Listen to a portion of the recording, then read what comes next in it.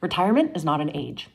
It's a number. And if you don't know what that number is, it's going to be really hard for you to achieve the kind of retirement that you want to achieve. Now, your retirement number might look completely different than my retirement number. I, for example, want to live a super minimalist lifestyle. I would love to live in the middle of the woods, maybe close to an ocean, but I don't need a lot of money to live the way that I want to live. But you may want to live completely different than me, and your retirement number is going to look so different.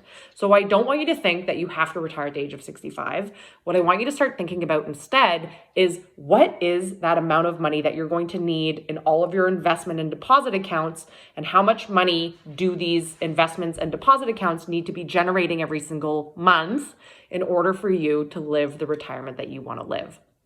The very first thing you need to figure out is, what do you want to do in retirement, and how much money are you going to need every single month in order to achieve that retirement? Where is that money coming from? This is number 2, right? When you retire, how are you going to actually be paid in retirement? Maybe you have a defined contribution plan or a defined benefits plan through work. Maybe you're going to be receiving a little bit of CPP or OAS when you retire, depending on the age that you retire. And you can actually jump over to the CRA My Service Canada account to figure out your estimated pension benefits. Maybe you're maxing out your TFSAs and your RRSPs, and maybe you have a non-registered account that you're going to also pull from in retirement.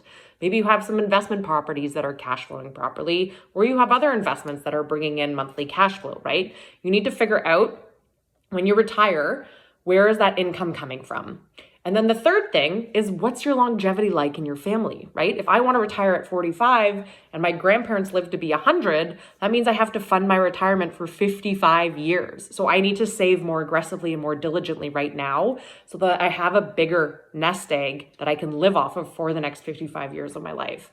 So don't think that you need to retire at 65. You may actually be able to retire a hell of a lot earlier than what you think. You just have to crunch your numbers and start working backwards. That's your tip of the day, broads. Share this with somebody who needs to hear it.